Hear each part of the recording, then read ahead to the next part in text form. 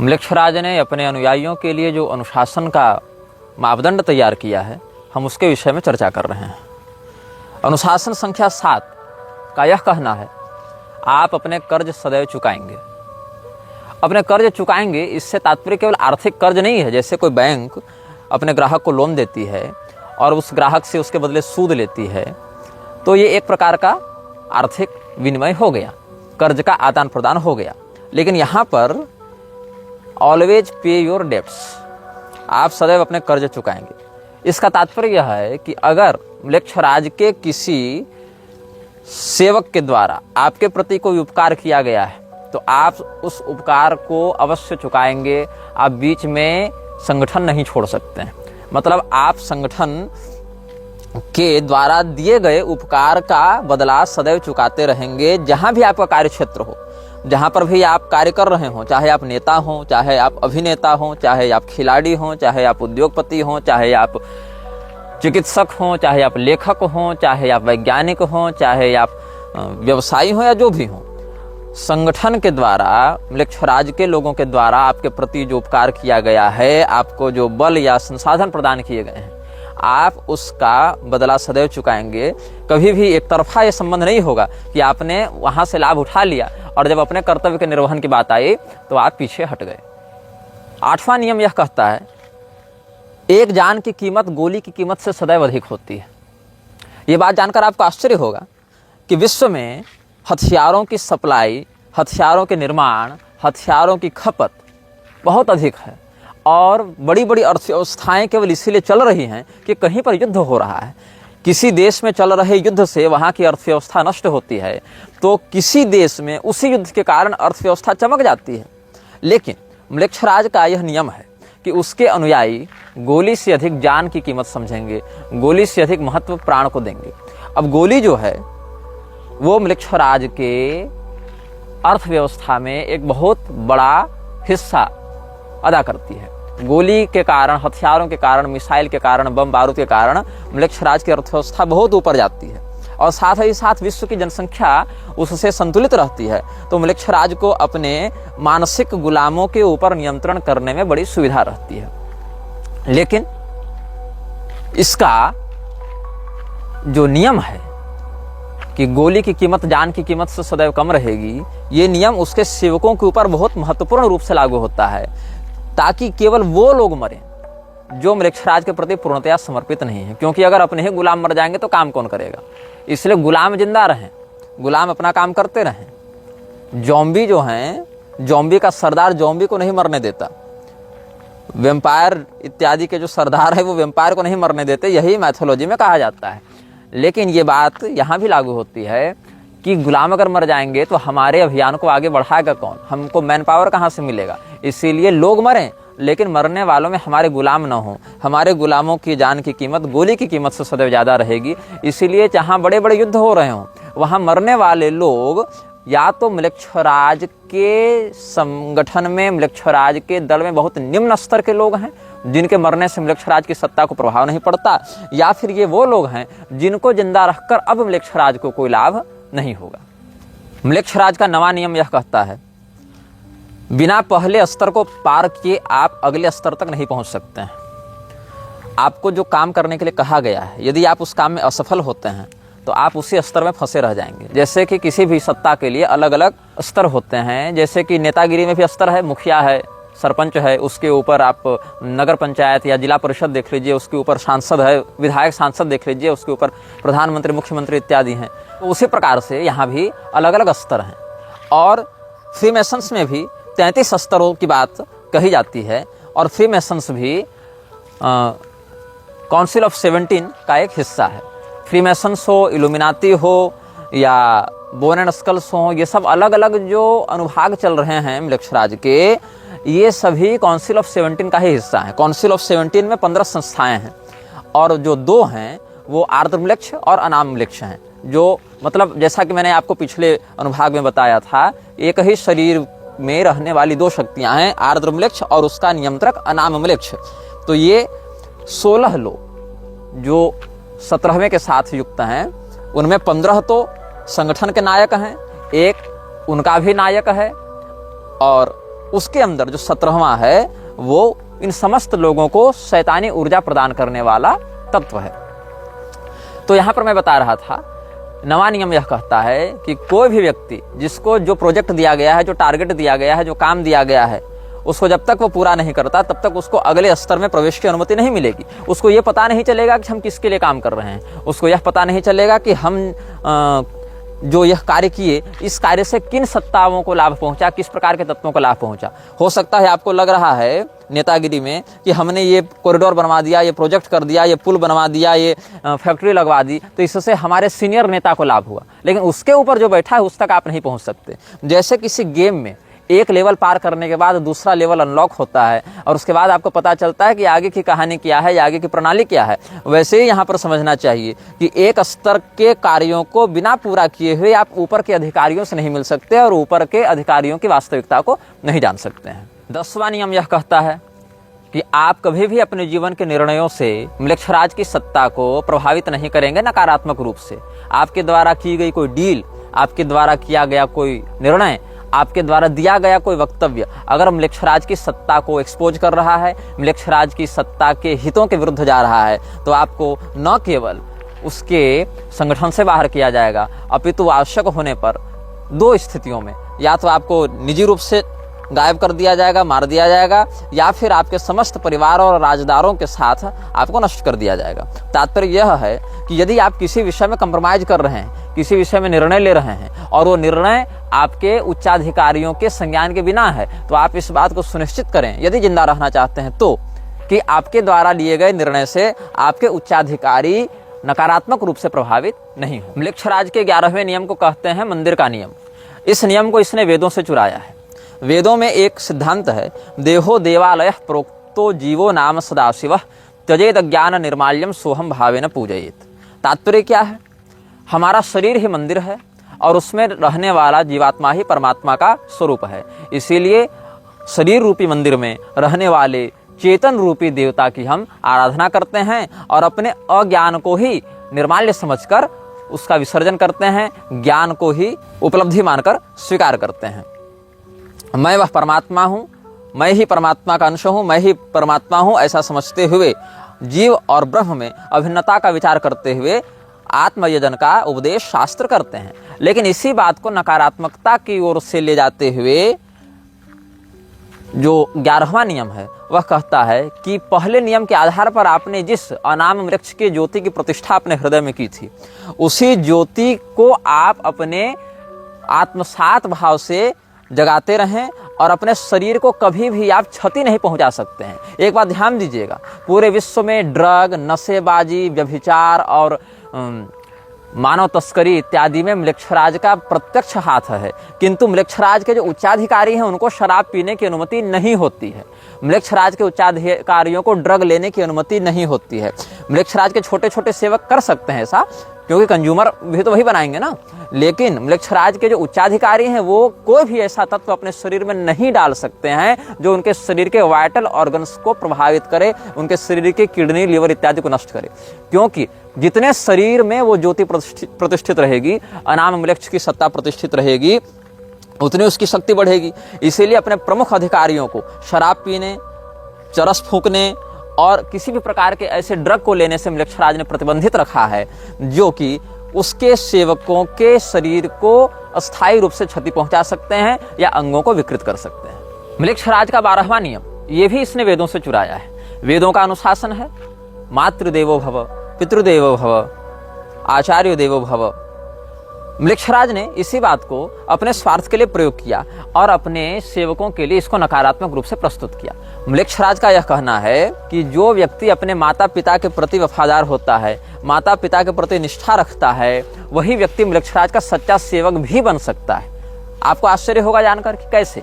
अगर कोई व्यक्ति अपने माता पिता से बहुत प्रेम करता है, अपने माता पिता की बात मानता है, तो इस बात से यह भी साबित होता है, यह बात भी सिद्ध हो जाती है कि वो व्यक्ति कभी भी कोई ऐसा कृत्य नहीं करेगा जिससे उसके माता पिता दुखी हों, उसके माता पिता रुष्ट हों, उसके माता पिता की सुरक्षा पर कोई नकारात्मक प्रभाव पड़े।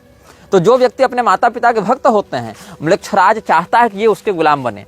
ताकि समय आने पर अगर वो म्लेच्छराज के विरुद्ध विद्रोह करना चाहें या उसकी सत्ता को चुनौती देना चाहें तो उसके माता पिता के ऊपर संकट का व्यवहार करके, षड्यंत्र करके म्लेच्छराज अपने सेवकों को अपने नियंत्रण में रख सकता है, ताकि अपने माता पिता के जान की सुरक्षा करने के लिए, अपने माता पिता के प्रेम में के वशीभूत होकर व्यक्ति म्लेच्छराज के विरुद्ध जाने का साहस न कर सके।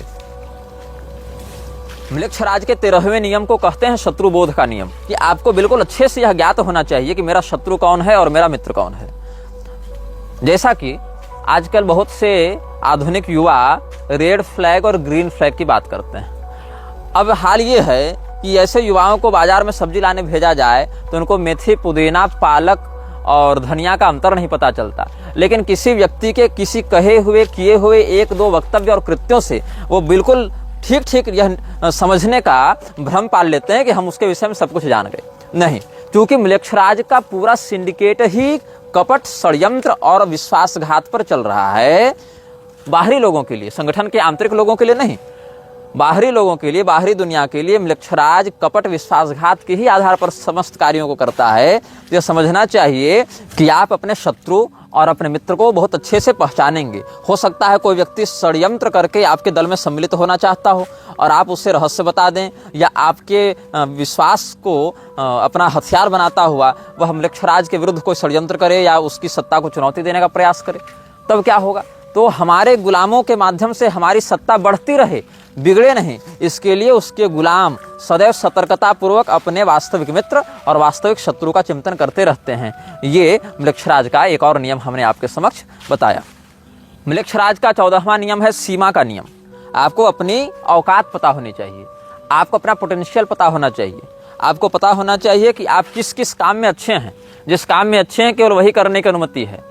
एक्सपेरिमेंट नहीं करना है कि हम ये काम करके देखते हैं, हम ये काम करके प्रयास करते हैं। म्लेच्छराज के अभियान में एक्सपेरिमेंट की अनुमति नहीं है, वहाँ परिणाम की निश्चितता होनी चाहिए।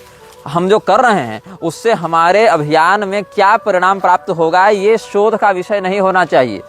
जब आप समाज में किसी हथियार को लॉन्च करेंगे, जब आप समाज में किसी महामारी को लॉन्च करेंगे, जब आप समाज में किसी प्रकार के व्यवस्था को लागू करेंगे तो उस बात का परीक्षण करने के लिए लागू नहीं करेंगे, परिणाम की प्राप्ति को होने के लिए लागू करेंगे।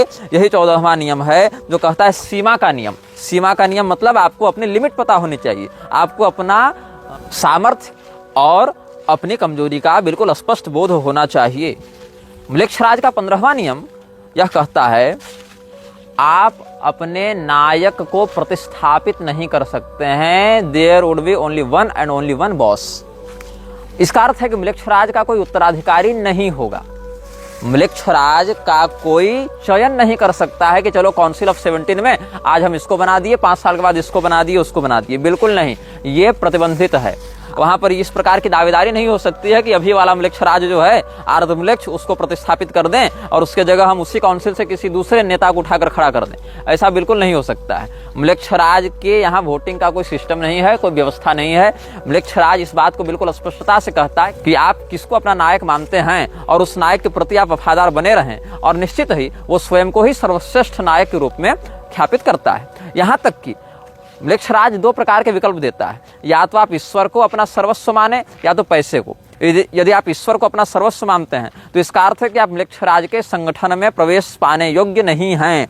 यदि आप पैसे को अपना सर्वस्व मानते हैं तो म्लेच्छराज आपको इतना कुछ दे देगा जिसकी आपने कभी कल्पना भी नहीं की होगी। 16वां नियम पलायन का नियम है। पलायन का नियम यह कहता है कि आप भागने से डरेंगे नहीं। ये एक विचित्र बात है, क्योंकि आमतौर पर अच्छा उसको माना जाता है जो भागे नहीं, परिस्थितियों का डटकर सामना करे। लेकिन म्लेच्छराज का 16वां नियम है पलायन का नियम।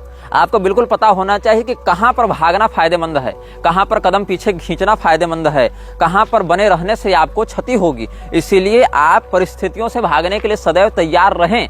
लड़ने के लिए तो तैयार हैं, ठीक है, लेकिन प्रयास करें कि यदि अपने आप को छिपाकर, अपने आप को भगाकर अगर स्थिति को अपने अनुकूल किया जा सकता है तो केवल ज्यादा ड्रामेबाजी, डायलॉगबाजी, होशियारी, हीरोगिरी दिखाने के चक्कर में काम न करें। वहां से पलायन कर जाएं, छिप जाएं और अपने रूप को छिपा लें ताकि आपकी वास्तविकता समाज के सामने न आए।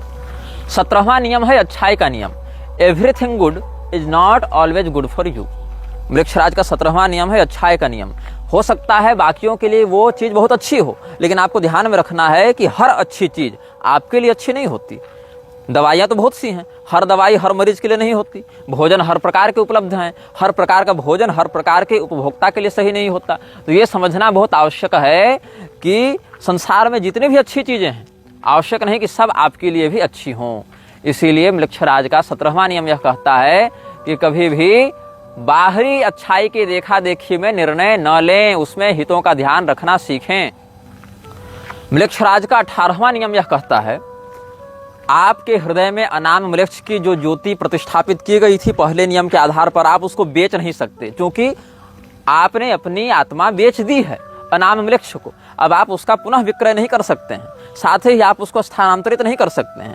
जो व्यक्ति म्लेच्छराज का सेवक होता है, ये बात ध्यान में रखता है, अपने बेटे को भी वह ज्योति स्थानांतरित नहीं कर सकता। The flame of soul can't be sold और कांट बी ट्रांसफर्ड।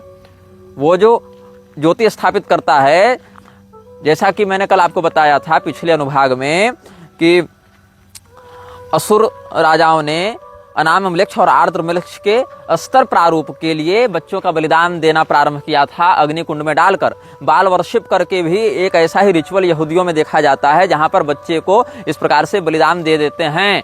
और बाल वर्शिप बहुत गुप्त रूप से किया जाता है, जिसकी कई बार संकेत के रूप में झलक समाचार पत्रों में या सोशल मीडिया इत्यादि पर भी प्राप्त हो जाती है। तो यह समझना आवश्यक है कि आपके हृदय में जो अनाम म्लेच्छ की ज्योति है, वो स्थानांतरित नहीं की जा सकती। हर व्यक्ति के लिए व्यक्तिगत होती है, उसको संपत्ति के आधार पर वसीयत में नहीं डाला जा सकता, उसके माध्यम से। और ये भी नहीं कि आप विसर्जित कर सकते हैं, क्योंकि उससे आपकी चेतना जुड़ी हुई है। यदि आप उसको विसर्जित करेंगे तो आपकी आत्मा को भी शरीर से बाहर निकलना पड़ेगा। ये नहीं कि हमने ज्योति निकाल दी और हम आत्मा को अपने शरीर में धारण किए हुए हैं, ऐसा नहीं हो सकता है। वो दोनों की संयुक्त प्रतिष्ठा होती है। यदि आप में उस ज्योति की सुरक्षा करने का साहस नहीं है, उस ज्योति की सुरक्षा करने का सामर्थ्य नहीं है, तो धीरे धीरे वह ज्योति आपको नष्ट कर देती है। अर्थात जैसे आप किसी गाड़ी में बैठे हुए हैं और गाड़ी का नियंत्रण कर रहे हैं, लेकिन अगर गाड़ी से आपका नियंत्रण चला जाए तो वो गाड़ी स्वयं को भी नष्ट कर लेती है और आपको भी नष्ट कर देती है। उसी प्रकार से हृदय में जो अनाम म्लेच्छ की ज्योति जलती है, जब द फ्लेम ऑफ सोल जो उसने स्थापित किया हुआ है, वह जो अग्नि ज्वाला है, उस अग्नि ज्वाला को यदि आप नियंत्रित नहीं करते हैं तो अग्नि ज्वाला आपको नियंत्रित करते हुए मानसिक रूप से पागल कर देती है और विनष्ट कर देती है। 19वां नियम यह कहता है, the talks of house remain in the house. Council में जो बात होगी वो काउंसिल में ही रहेगी। किसी भी सार्वजनिक समाचार पत्र में, किसी भी मीडिया चैनल में, किसी भी प्रकार के प्रसारण संबंधी व्यवस्था में उसको सार्वजनिक नहीं किया जाएगा। यदि आप उस बात को सार्वजनिक करते हैं किसी ऐसे व्यक्ति के सामने जो काउंसिल का सदस्य नहीं है, किसी ऐसे व्यक्ति के सामने जो उस ज्योति को धारण नहीं करता है, जो ज्योति धारक नहीं है, तो भी आपको मार दिया जाएगा।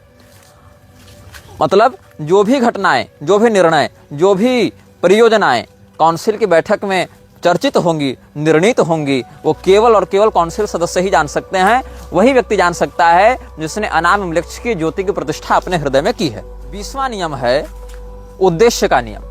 कभी भी अनाम म्लेच्छ की ज्योति का धारक अपने लिए किसी भी चीज की वैयक्तिक कामना अनाम म्लेच्छ के विरुद्ध जाते हुए नहीं कर सकता है। म्लेच्छराज के उद्देश्य को पूर्ण करना ही उसके जीवन का, उसके कृत्य का अंतिम और सर्वोच्च लक्ष्य होना चाहिए। वो प्रसिद्धि की चाह में, पैसे की चाह में या समाज में प्रतिष्ठा की चाह में अनाम म्लेच्छ के विरुद्ध नहीं जा सकता है और अनाम म्लेच्छ के अभियान को खतरे में नहीं डाल सकता है। You will not seek for your name and fame, you will always seek for Mlechchharaj success in his missions. यह वीडियो जल्द ही हटा दिया जा सकता है। कृपया थर्ड पार्टी ऐप्स का उपयोग करके डाउनलोड करें। आप इस वीडियो को अपने चैनल पर फिर से अपलोड भी कर सकते हैं।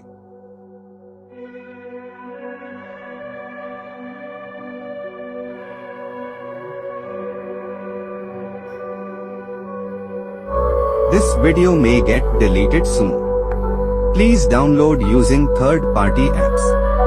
You may also re-upload this video on your channels. Thank you.